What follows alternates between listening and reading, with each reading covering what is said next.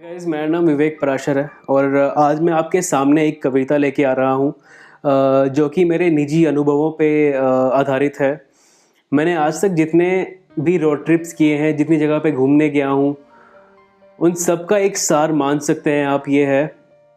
और आपको पता है मैं व्लॉगिंग करता हूँ, मैं नई-नई जगहों पे जाके उनको शूट करता हूँ, आपके सामने लेके आता हूँ, लेकिन अब कहीं जा नहीं पा रहे हैं हम और ना ही जाना चाहता हूँ क्योंकि सरकार ने बोला हुआ है, हमारी खुद की सेफ्टी का सवाल है। इस कविता का शीर्षक है याद तो वो भी है और ये मेरी सभी सभी ट्रिप्स के ऊपर बेस्ड है और कुछ खाने के एक्सपीरियंसेस, घूमने के एक्सपीरियंसेस, नई-नई चीज़ों के एक्सपीरियंसेस, उन चीज़ों पे बेस्ड है।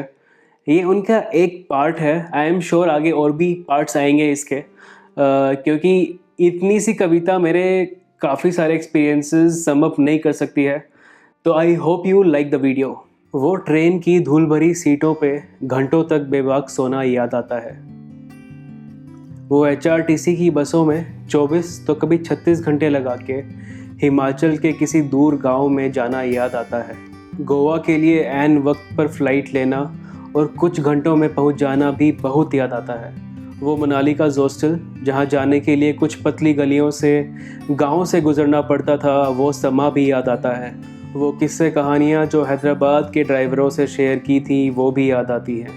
वो मुंबई की सड़कों में ट्रैफिक से घंटों तक जूझना भी याद आता है। वो स्पीति की शानदार सुकून बख्श वादियों में यूं ही पहाड़ों को देख के घंटों गुजार देना भी बहुत याद आता है। याद तो वो भी है जब पहली बार बिर में पैराग्लाइडिंग करने से पहले सांसें फूली थीं।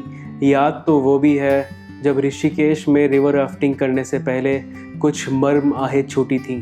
पुणे का वो सिम्बी का कैंपस भी याद आता है जब दर्जनों वेब सीरीज़ और फिल्में वहाँ की लोकेशन दिखाती हैं। चेन्नई का बीच मरीना भी याद आता है जहाँ गांधी की मूर्ति के सामने चाइनीज़ फूड वैन से चाउमीन खाया करते थे।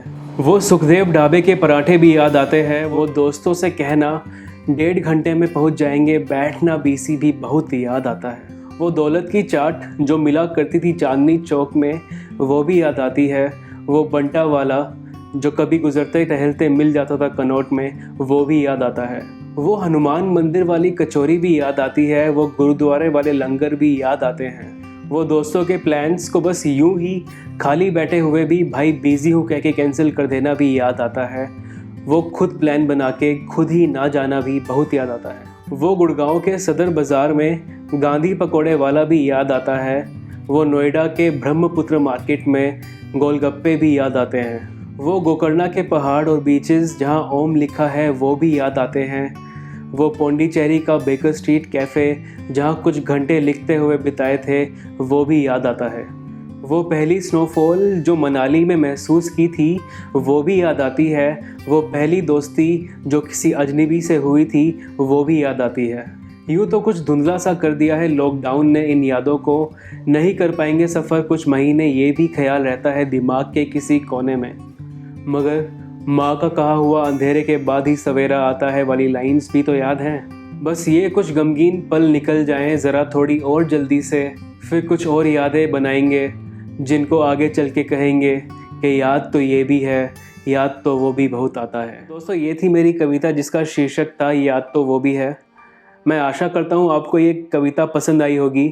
आपने भी इससे काफ़ी रिलेट किया होगा और अगर आपने इससे रिलेट किया है तो प्लीज़ इस वीडियो को लाइक करें, शेयर करें, कमेंट करें और अगर हो सके तो प्लीज़ प्लीज़ प्लीज़ इस चैनल को सब्सक्राइब करें। मेरा नाम है Vivek Parashar and I am signing off till next time. See you.